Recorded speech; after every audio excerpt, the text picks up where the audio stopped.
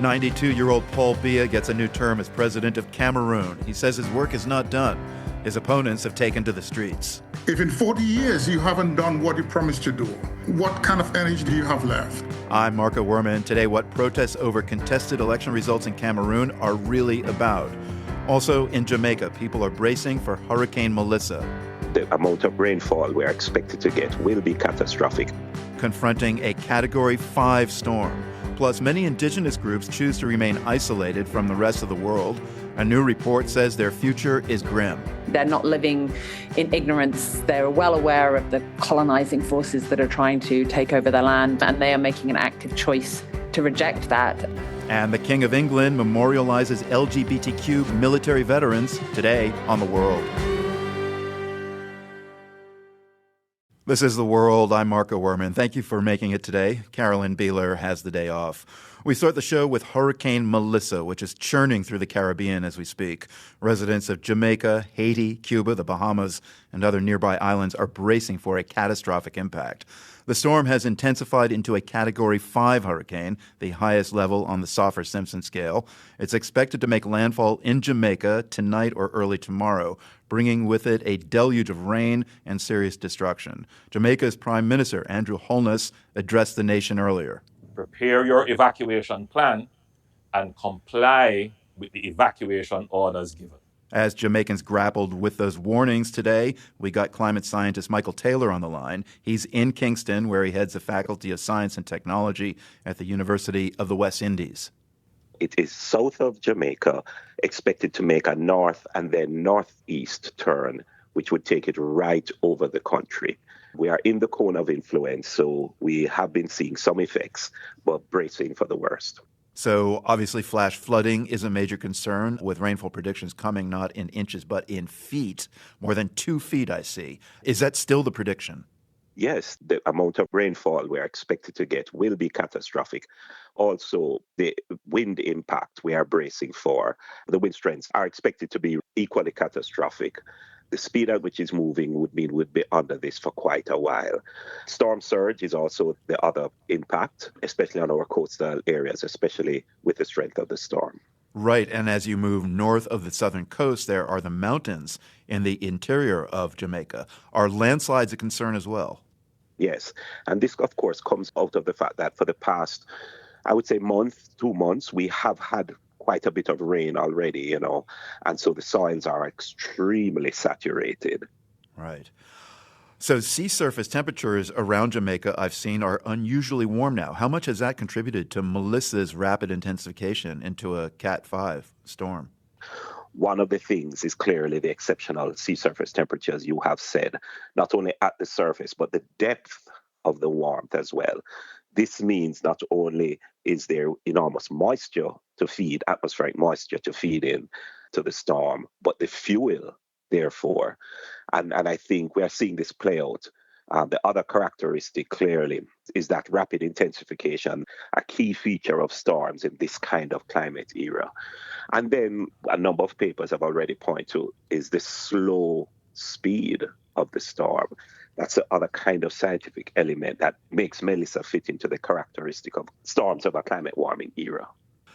So how are Jamaicans handling what I imagine is a very scary, upsetting situation? We're doing our best. From the kind of government level, we have had daily briefings from our various disaster agencies, our Met services, disaster coordinators are on standby. We have been declared a threatened area. Mandatory evacuation orders are out there. All the critical infrastructure that you will need to recover is being put in place. Shelters have been opened. Lots of public awareness. On a personal level, people have been doing the best that they can. We went through Berry last year, so people were almost on a heightened awareness. Here it is happening again, and so quickly. You have your batteries to stay informed, by battery radio when the power goes, all the kind of personal things, storing water, charging your power banks have been put in place. So people are trying to handle this as best as possible. You mentioned Hurricane Beryl last year, and some experts are looking at Hurricane Melissa's characteristics and saying this is more and more what storms on our warming planet will look like. Is that analysis shared by you? Absolutely. Melissa has all the characteristics, I think, of what a storm in the climate warming era does look like. You expect storms in the climate warming era to rapidly intensify. This did this. There's new science that suggests you expect them to slow down. This also did this. This, I think, will be our third Category 5 for this season. That's a characteristic you'd expect in a climate warming era. The fact that we're in this again just 1 year out, with this kind of intensity, seems the frequency of very strong storms, not necessarily more storms, but very strong, seems to be a characteristic of a climate warming era. Definitely, there are a number of characteristics that, I would suggest have the climate warming signal or imprint. Can you describe the highest risk communities and what they're facing as Melissa closes in on landfall? Jamaica, if you know, has a very mountainous interior. And then we have these narrow coastal plains, and we're not a very large island. So risk comes from various parts in various ways. Definitely the South Coast communities, because they are all in this coastal plain. That's where, the capital city, Kingston, is. But then there are several other major cities. That's where, much of our major infrastructure, our hospitals, our power plants, etc., are located. And some of them are very low-lying. So, for example, Portmore, which is close to Kingston. But then you can also go to the South Coast, which really suffered under Berry last year in the west, the western South Coast. But then there is also the people who live on the mountain interior. Lots of life takes place there. And there the risk now is not just the storm surge and the coastal flooding, but now is the landslide risk. There's also the risk for the North Coast, which is our tourism capital as well. Just the geography of Jamaica puts the risk almost everywhere. It's just a different kind of risk. So, Michael, I've heard reports that some communities near the coast were not evacuating. Has that idea that these hurricanes are getting more intense and that they are the new norm and will only get worse, has that trickled down to the majority of the population? Well, the truth is, I think, how we have been how we've been experiencing climate change, including in these extreme events, I would almost want to say climate has been making its own case. So there is a strong level of awareness of climate change and these strong storms and what they are likely to do. But there are people, for various reasons that will not evacuate. And they're not all, what I would say, just being stubborn. People want to hold on to their properties. These are things that have great meaning, to them. There's always the threat that when you move out, others may take advantage of the storm, in those kinds of ways. And then, of course, you have a memory that, well, I survived the last one, and you hold on to that memory. So there are people who are, for various reasons, are staying in place. We really do want them to evacuate, especially when they are at the coastal communities. But I would hasten to add that even those who are staying in place, there is an awareness of the danger and the risk involved. Jamaican climate scientist Michael Taylor, he heads the Faculty of Science and Technology at the University of the West Indies in Kingston. Thank you very much, Michael, and please stay safe. Thank you. Thank you for thinking about us, and we hope, it will get the word out about climate change and its impact on small islands. We're doing what we can. Thank you very much. Okay. Take care.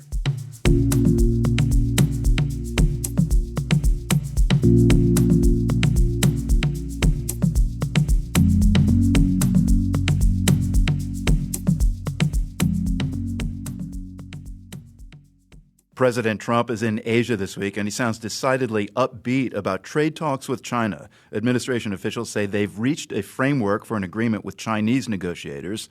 There is a lot riding on a meeting this Thursday between Trump and Chinese leader Xi Jinping. But as the world's Matthew Bell reports, U.S. allies and partners across Asia are watching closely, too. Malaysia was President Trump's first stop on this trip, and that's where he sought to play the role of peacemaker. Trump took part in a signing ceremony between Cambodia and Thailand. The two Southeast Asian neighbors fought a short war in July.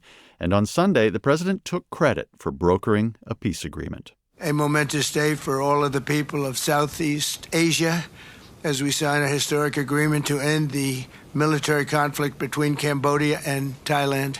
I held phone calls with both leaders. I was actually at Turnberry in Scotland when I did this. Trump said he remembers that it was a beautiful day, but that spending time on peace building was more important than playing golf at his resort. Malaysia's Prime Minister Anwar Ibrahim hosted the signing ceremony, and he thanked Trump, describing him as someone who's willing to break the rules. When President arrived, he asked me to join him in the car. I said, that's against the security and protocol rules. And he was delighted to break the rules, and I...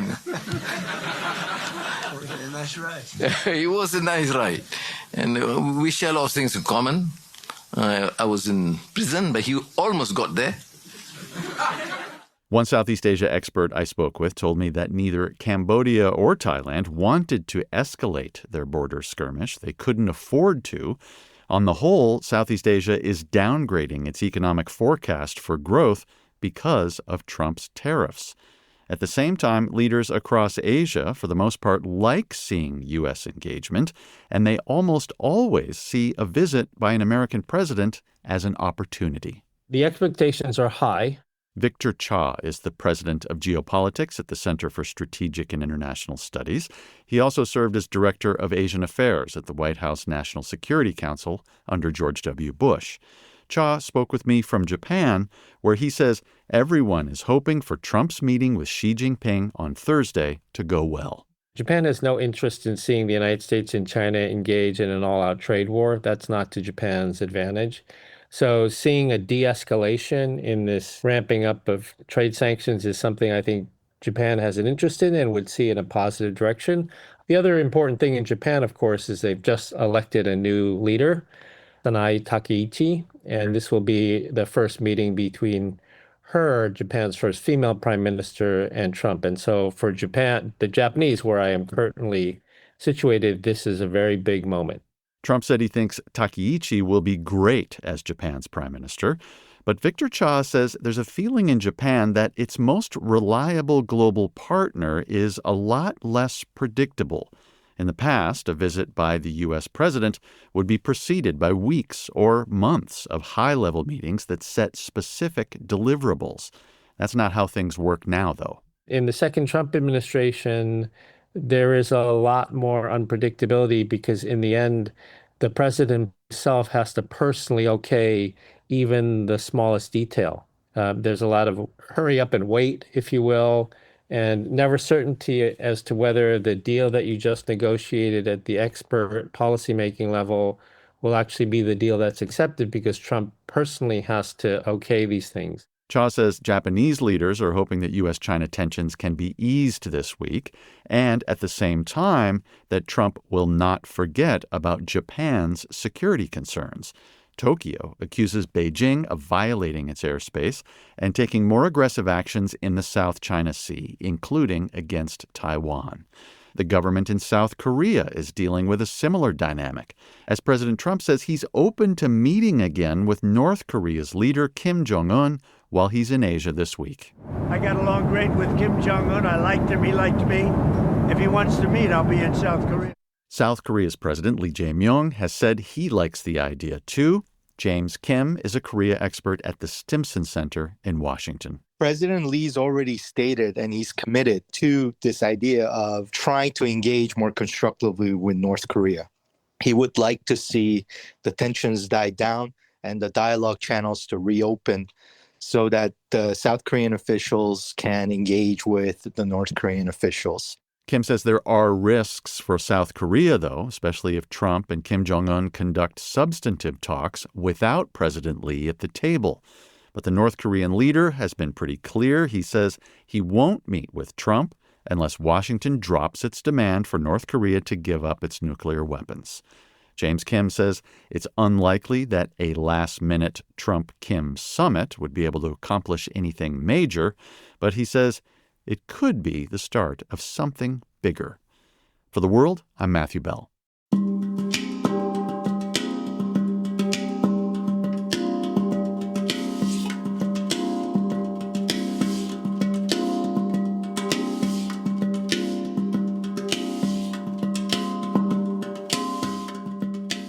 You're listening to The World.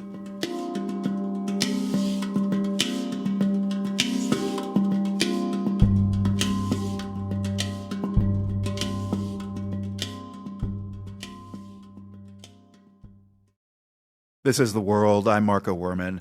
Today in England, a new memorial was dedicated to LGBTQ military personnel. Sitting in the front row at the unveiling in Staffordshire was none other than King Charles. It marked his first official demonstration of explicit support for the LGBTQ community.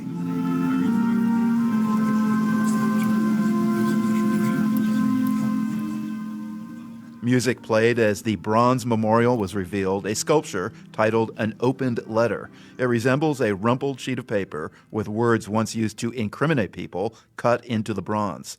The LGBTQ community was banned from the UK military until 2000. For decades before that, people who were gay or just perceived to be gay were investigated, dismissed, and in some cases sent to prison. Porogini Rahalik served in the Women's Royal Air Force. Her service ended abruptly when it was discovered that she had a girlfriend. She told the BBC that led to intrusive investigations. They searched my room. Well, they turned it upside down, stripped the bed, threw the mattress on the floor, emptied out books. Eventually, after 5 or so hours, I just gave up, said, yes, it's true. You know, it wasn't just my job. I lost my home, I lost my friends, I lost my future. Since the ban was lifted 25 years ago, the LGBTQ community has pushed the government to make reparations. The new memorial is part of that effort, so are financial reparations. Veterans who suffered under the ban can apply for payments of up to $93,000. But time is running out, so says Peter Gibson, CEO of the charity Fighting with Pride. Their reparations have to be claimed before December of next year. So our guiding mission through till December next year is to seek out every single one of those missing LGBT veterans and put them on that journey home. Peter Gibson there speaking with the BBC. Veterans at the dedication today of the new memorial, they say it's helping them get closure. They also say they hope it serves as a reminder of what they endured while serving their country.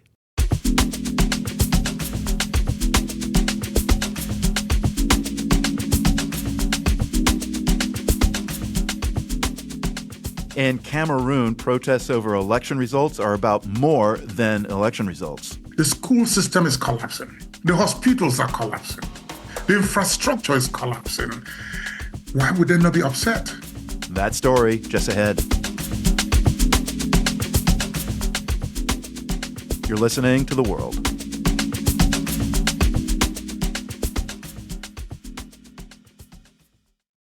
This is The World. I'm Marco Werman. Elections have concluded in Cameroon, and the results are in. 92-year-old Paul Biya will once again lead the country for the 8th time in a row. Biya is one of only 2 leaders the nation in Central Africa has ever had. But this election was different. A major opposition candidate emerged in Issa Chiroma Bakary, and protests have erupted over the results, leaving at least 4 people dead. Julius Amin is a Cameroonian scholar and professor of African history at the University of Dayton, Ohio. You are not in Cameroon, Julius, at the moment, but what are you hearing about the situation on the ground there right now? For the past 2 weeks, I've been following up things, and people are shocked. There's a sense of disbelief and just wondering what things are going to be like. There's a sense of fear. Where's the country going? So these are the type of things I'm hearing from Cameroon right now. What's the sense of disbelief about? What are people unable to believe? You started by saying Paul Biya is 92 years old, and somehow a lot of people probably suspected that this is the way it's going to turn out because this has been the nature of elections in Cameroon for many years. Julius, let's try and capture the Paul Biya story. I mean, he is the oldest serving head of state in the world. How did he first come to power in post-independence Cameroon? Paul Biya has been in the high echelons of government forever, for a long time. And so when he became president in 1982, what happened is that people looked at him as a breath of fresh air because the first president was equally repressive. Press freedom came in. There was an exercise to try to start some schools. Then a few years after that, Paul Biya changed.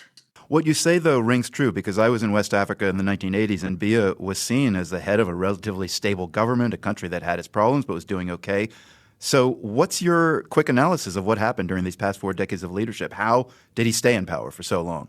Well, Paul Biya stayed in power for a very long time because of the ability to rig elections. He was in power for, over 10 years. Then he said, you know what, the term of a president has to be limited to 2 terms. When he served additional 2 terms, the election was changed that True democracies don't have term limits.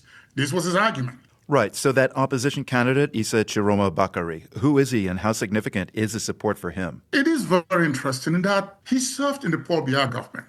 There are so many flashpoints now taking place. One of the flashpoints is in the English-speaking region, trying to separate from the government. Chiroma was the key spokesman of the government. Right. When it all started, that, you know what? People who are in the English-speaking section are being deceived. Anglophones are being treated well. They should not complain. He came out when he started running for president, he said he was misled, that he was deceived. And so, to an extent, this may also be a case of chickens coming home to roost. Julius, you alluded to something there a moment ago that is not a subtext. It's really important to what's happening in Cameroon right now, and that's the fact that the country has a language divide. You're from the English-speaking part of the country. Paul Biya is from the French-speaking region, and Francophones dominate the political scene. How serious is that tension at the moment in Cameroon? This is a major problem. This is one of the reasons why there's an Anglophone protest taking place. When English-speaking Cameroon and French-speaking Cameroon got together, when they became united, one of the things stated very clearly is that English and French will be treated equally.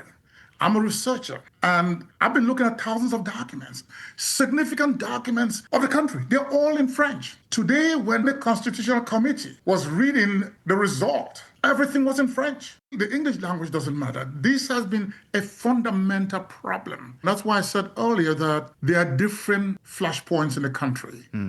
The Anglophone section is in a crisis. In the north, there's Boko Haram. Now, Chiroma comes out of the north. What a terrible miscalculation to go after him. Does the administration want to create another flashpoint in the north? They need to think carefully. How big a factor is his age? Like, how's his health and mental capacity? Paul Biya's health is a taboo. People don't talk about it. There's very little that comes out, but you can make some deductions just by seeing him walk to places. He's 92. He seems tired. I'm not a physician, but I just look at him, I can draw some conclusions. Julius, it was actually difficult to find anyone in Cameroon who's willing to go on the record at the moment, suggesting a level of concern if one is there and speaks honestly about the situation. As I said earlier, you're not there, but as a Cameroonian, how do you feel about what's happening in your country right now? I said earlier that I love this country. I'm angry. I'm outraged. When I see young people in the streets, I see myself in them. I am one of them.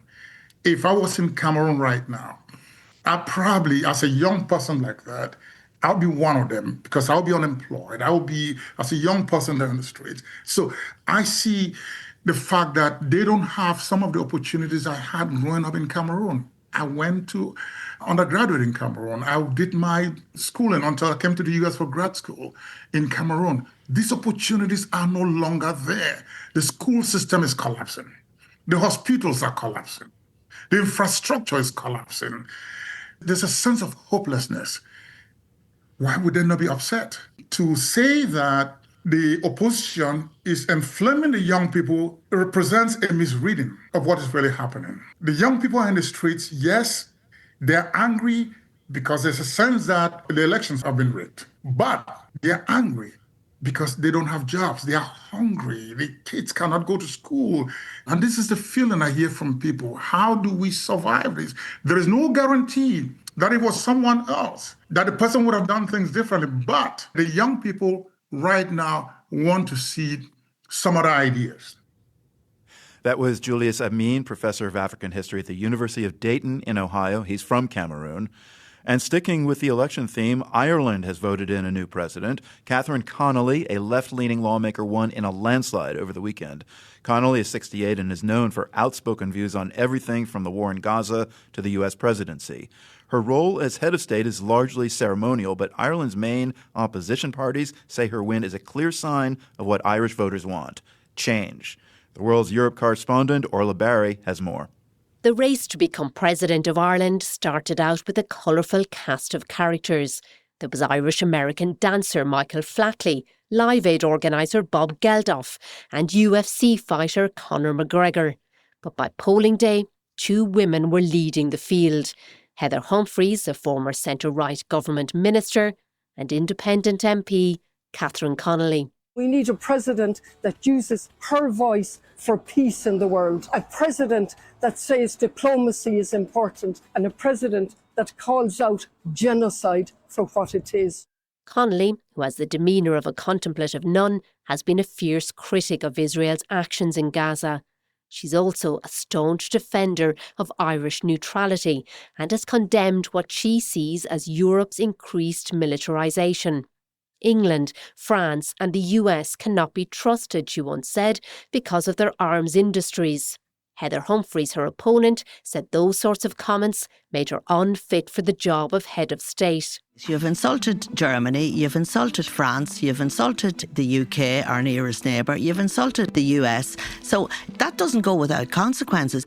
But Connolly has proven to be a hit with voters of all ages in Ireland. She grew up in a family of 14 in Galway on the west coast and is passionate about the Irish language. It's a beautiful language. It gives you a perspective on the world that's utterly different than the English language. I don't think there's the false distinction in the Irish language between the human being and nature. It's one. NECAP, the Irish-speaking rap trio from Belfast, backed her candidacy, as did a bloc of left-wing parties, including Irish Republican Party Sinn Féin. On Saturday, Mary Lou MacDonald, the Sinn Féin leader, said Connolly's victory was a warning to government. We had two objectives, I've said it all along, to have a marvellous, independent, incredible, articulate woman in the park. We've achieved that. And the next job is to get Fianna Fáil and Fine Gael out of government.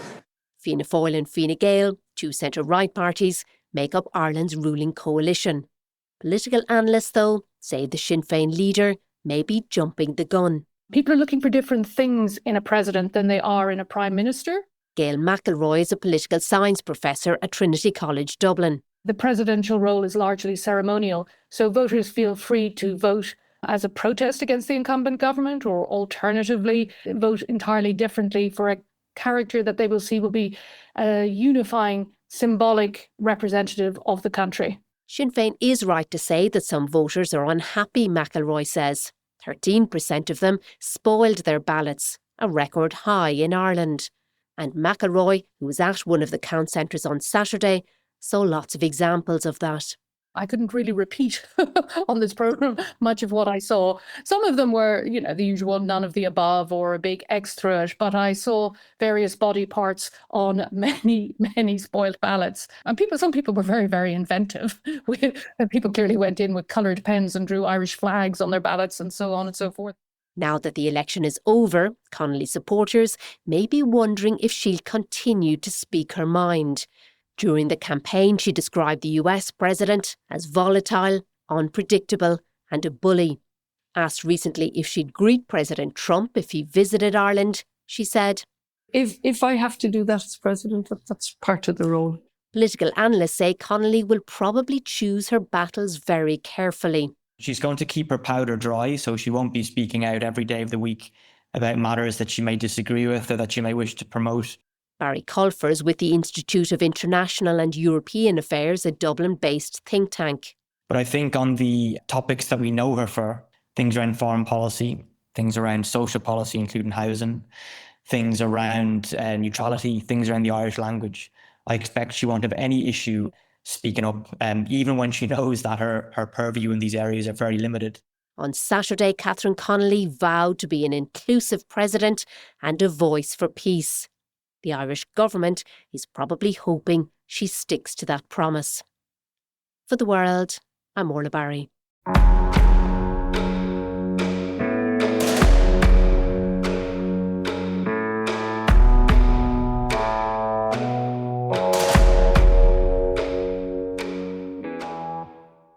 We live in a hyper-connected world where messages travel across the globe instantaneously. The devices they travel on can translate those messages if the language is foreign to us. But not everyone on Earth has access to this kind of communication, and some don't want it. There are about 200 groups of indigenous peoples on this planet who intentionally have not made contact with the outside world, and they are under severe threat. Every single uncontacted people and group in the world is facing some kind of threat against them or their land. That's Caroline Pierce. She's executive director of Survival International, an indigenous rights organization that just published a report forecasting that about half the world's uncontacted peoples could be wiped out within a decade. Pierce explained why from London. the nature of contact for Indigenous peoples who are having contact forced onto them by outsiders is disease, it's loss of their land, it's loss of their autonomy and self-determination. These are peoples who live very self-sufficiently, who know how to use their forests. They all live in forests. They know how to use their forests sustainably and well. They're not living in ignorance. They're well aware of the colonizing forces that are trying to take over their land and make contact with them, and they are making an active choice to reject that. It's a perfectly rational choice to make, and it's their choice to make. So we'll get into the specifics in a moment. But first, when your report believes that half of these groups could be wiped out in under a decade, what kinds of threats are they up against? The major threat is from extractive industries. Logging is huge. 64% of these groups are having their lands encroached upon, invaded by logging right now. Mining is also a huge threat, more than 40% mining. Agribusiness is a big one, particularly in the Amazon, but not only. And then drug traffickers, actually, in the Amazon basin is a huge one. More than a third of the groups are being exposed to drug traffickers who are operating on a really industrial scale. So that's a real danger. And then one of the new threats we point to is from, would-be social media influencers and stars who are desperate to achieve some kind of first contact on camera. Wow. And achieve notoriety that way. But if they bring a cold, the flu, simple infections that are common outside to Indigenous peoples, they could wipe out an entire people. So, it's not fun and games. Logging, mining, agribusiness, the main culprits, according to your report, and these industries are crowding out peoples out of the territories they inhabit. How does that happen, though? Like if a mining company, for example, wants to dig up the ground for some resource, where and who are they negotiating with? So it depends on the country, because there are much stronger protections in some countries than others. In Indonesia, for example, where there's very limited official recognition of Indigenous people's rights, there are mining companies operating very legally in Indigenous territory and in territory of uncontacted people. So the Honggana Manyawa on Halmahera Island in Indonesia, for example, there are now 19 nickel mining concessions on their land, which are trying to mine nickel to make batteries for electric cars. So it's supposedly a sustainable industry, but it's actually destroying these people's forest and putting them at great risk.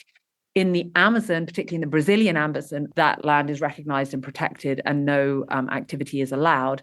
But you do have these illegal gold miners, it's gold, a lot of it in the Amazon, as well as some other metals, who are going in and operating. And when you think of illegal miners, you might think of something small scale, but these are really people operating with industrial bulldozers, excavators. They're often linked to the drug trafficking gangs. And there needs to be a really concerted effort and money and resources put towards making sure they don't operate. What are the protections you see in these cases in South America that Indigenous uncontacted people can protect themselves with? Well, uncontacted peoples themselves are, as we've noted, making a very active choice to do this. This is they're not existing in passivity, far less in ignorance of what is happening outside. They're making a very active choice, and they are sending a message even without contact. They often leave things like crossed spears on their hunting trails to ward people off, to say it's their territory. They create booby traps. What is also happening is that they have many Indigenous neighbors who are supporting them very powerfully, who are speaking out, who are monitoring the land, who are reporting back when there are incursions, who are breaking up roads, destroying roads that loggers and so on are creating into the heart of the Amazon.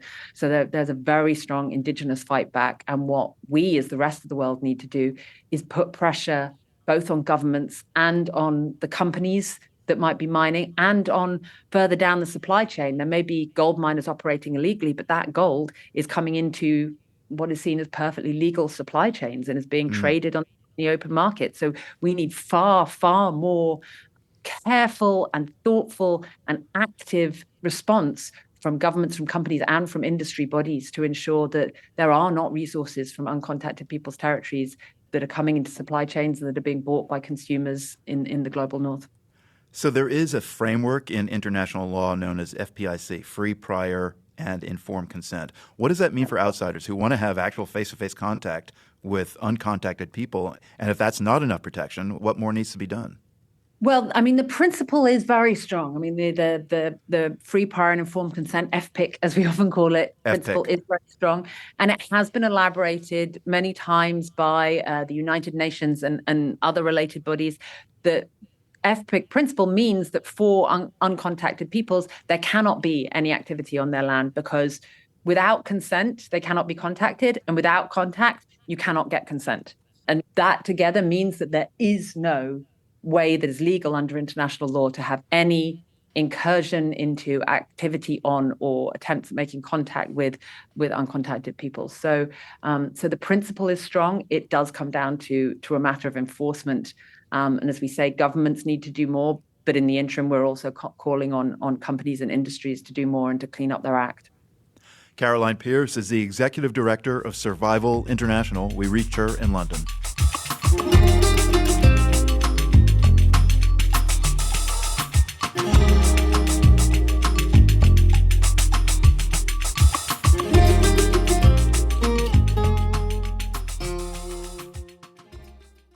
This is The World. I'm Marco Werman.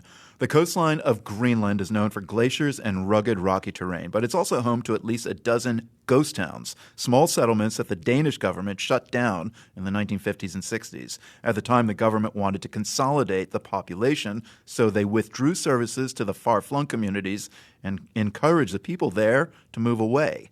But as my co-host Carolyn Beeler discovered on a reporting trip to Greenland this summer, the word abandoned doesn't tell the entire story.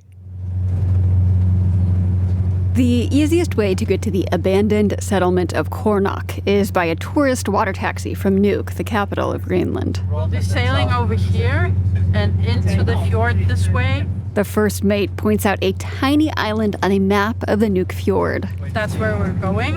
It's a former settlement. You sail for a little over an hour between towering mountain peaks, past a waterfall tumbling over jagged rock, and by icebergs the size of houses.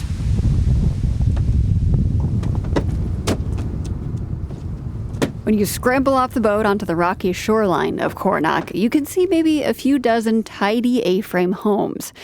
And that is when you realize that this village, it does not really look abandoned. A lot of the houses here look very well kept. Most of them I'm seeing have solar panels on them. A couple of Greenlandic flags waving. Oh, there is somebody. I walk up a footpath worn into the tall grass to a bright blue house. What's your name, ma'am? Victoria Martins. I was born and grown up here, but my parents had to move to town. Town means Nuuk. Martin's family moved away in 1971 when the government shut down the community, but she's been coming back seasonally for decades. And many of the people here, we live in Nuuk, so we use the houses here as summer cottages. So we're always here in summertime. It's a very beautiful place. We have electricity by sun. Solar electricity. Yes, and freezer, so I can live here many months. Yeah. But no stores, no hospital, no electricity from the grid. No running water either, so they use outhouses and capture glacial meltwater. Do you miss living here year-round? Yeah. Most of the people who lived here before missed to be here.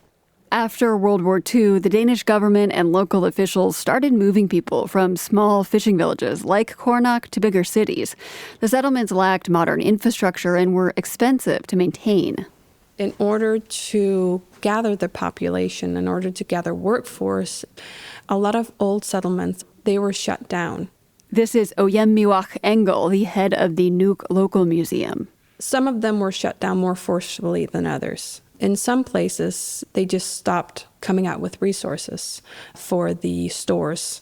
And that was what happened with Holnok, for instance. The general store was shut down, as were the school and church. Mail deliveries stopped. But the island was never totally abandoned, Engel says. The funny thing about Holnok is that there were always people. Some with the means just traveled between the island and Nuuk. Others stayed put. The same thing happened in some of the other settlements that were closed down in the 50s and 60s and 70s, up and down all of Greenland's coasts. With no stores on Kornak, hunting and fishing are especially popular. It's reindeer season when I visit. Can hear the gunshots echoing around the fjord. Victoria Martins relies on trips back to Nuuk for food and neighbours who bring her supplies. While we talk, her eyes drift over to a boat heading our way. My friend's coming here with my things from Nuuk, so I had to go down. After they're done carrying bags up from the boat, I talk to those friends, Nikolai McKeeson and Susanna Kreutzmann-Peterson. McKeeson's dad worked at a fish processing plant here before it was closed.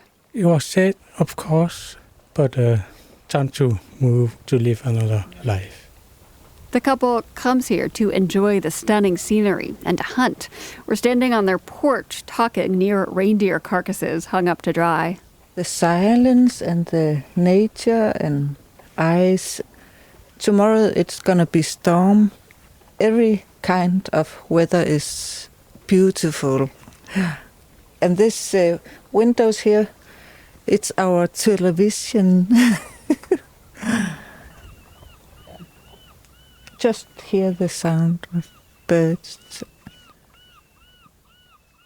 I ask Oyemiwak Engel what she makes of the fact that people are still living on Coronach despite government efforts to shut it down.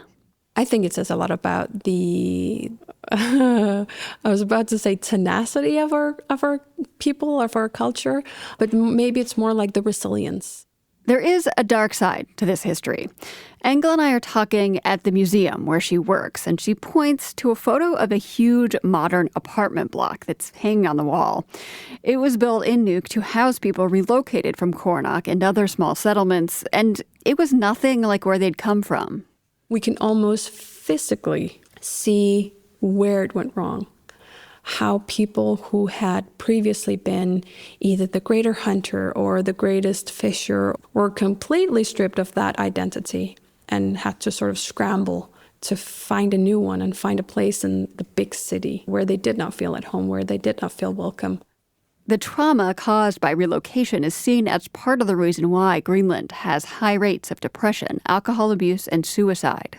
We're still dealing with a lot of that trauma. We're still dealing with people who feel a sense of not belonging, and that has been passed down into generations.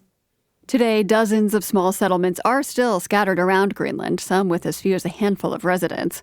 Official government relocation policies are a thing of the past, but there is an ongoing debate about how to keep these communities running.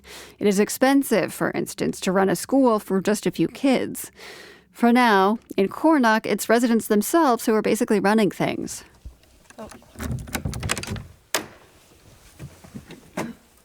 Susanna Kreutzmann-Peterson shows me the church that locals banded together to restore. People come here to get married and sometimes Easter. It's lovely, these bright blue pews and... We also have a little museum. She offers to give me a tour, but I have to scramble to catch the boat back to Nuuk. See you. Thank you, bye.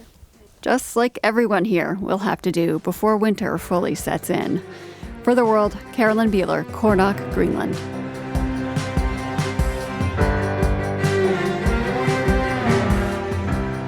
The World is produced by GBH and PRX, broadcasting weekdays from the Nan and Bill Harris studio in Boston and from the Department of Communication at UC San Diego. Find us online anytime at theworld.org. We're also on YouTube at The World News GBH, all one word. Check us out there and be sure to subscribe. Have a good rest of your day and join us right back here tomorrow.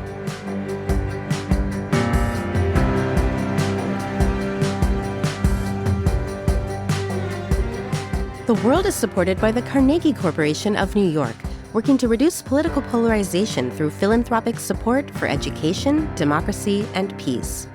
More information at carnegie.org. By the John D. and Catherine T. MacArthur Foundation. Committed to building a more just, verdant, and peaceful world. macfound.org.